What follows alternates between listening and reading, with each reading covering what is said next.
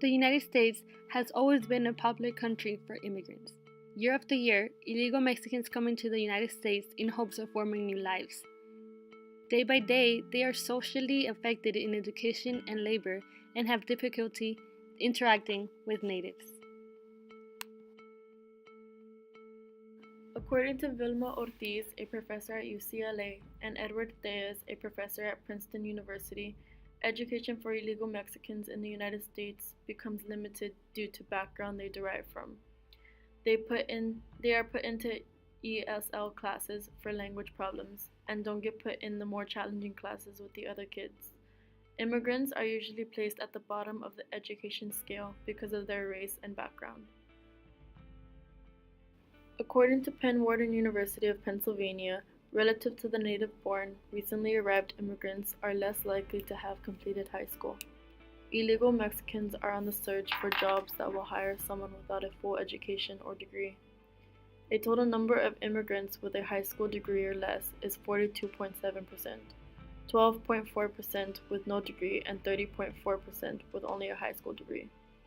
Only 57.3% will finish school with some college or more, 26.3% with some college or associate degree, 19.8% with bachelor's degree, and 11.1% graduate or professional degree.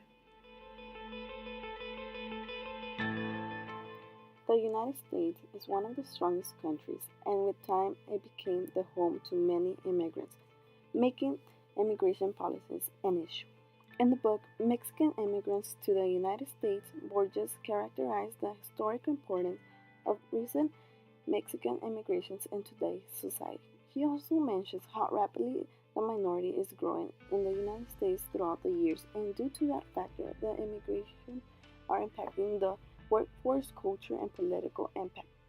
Not only that, but based on the Penn Wharton University of Pennsylvania, it describes how immigration is leading to more innovation, better education, workforce, and higher overall economic productivity, making the United States a more powerful country.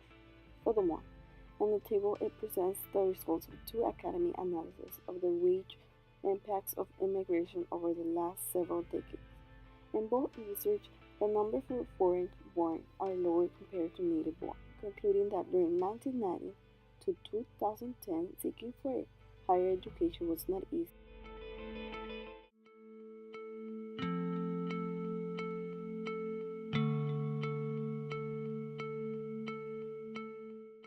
The main social effect that illegal Mexicans face is the language barrier.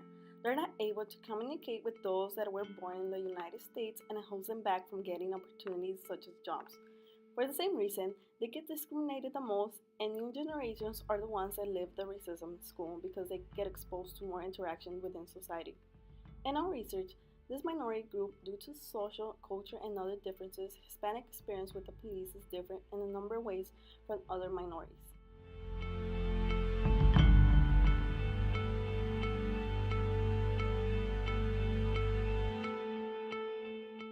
There might be some downward social effects illegal Mexican immigrants go through when in America, but there are also positives. This group of people come into the United States because they have goals and dreams in mind they wish to pursue. They do not just come here because they feel like it.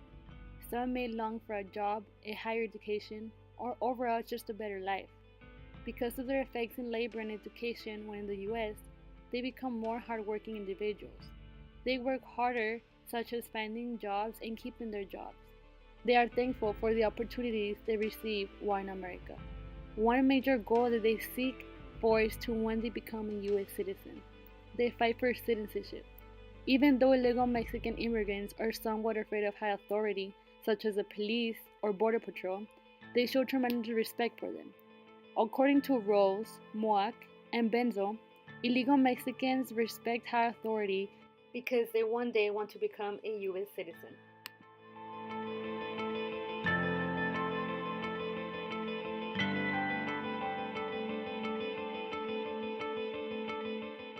According to the Pew Research Center, unauthorized Mexicans are increasingly populating the United States. As we can see, the darker regions are the ones with the most illegal Mexicans in the states, and the most lightest are the ones that have few but yet increasing numbers over the past few years.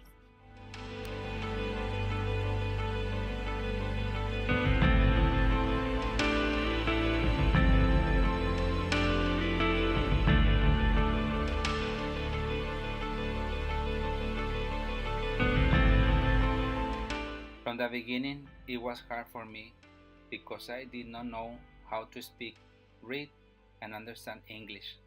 The language barrier was the number one social effect for me. In addition, I was scared because I did not have any papers to show in case the police stopped me. I did not have an ID from the United States. It was hard for me to look for a job because I did not understand English, so I had to work on self-employed doing yard maintenance, such as cutting trees, palms, or grass. Also, I did not have friends when I was young like everybody else who was American. All I have is my mom and my dad. I did not have the privilege to be born here.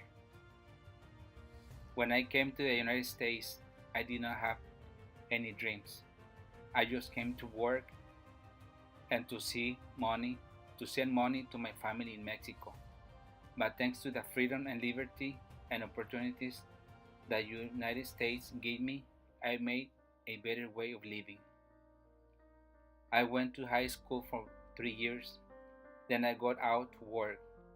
Later, I went back to get my GED with discipline and hard-working motivation. Then I got my permission to work and permission to stay legally and became a US citizen, and I am still pursuing my dream in the United States. In conclusion, illegal Mexicans that come to the US are socially affected in everyday life, but that doesn't prevent them to keep trying to one day become who they want to become here in America.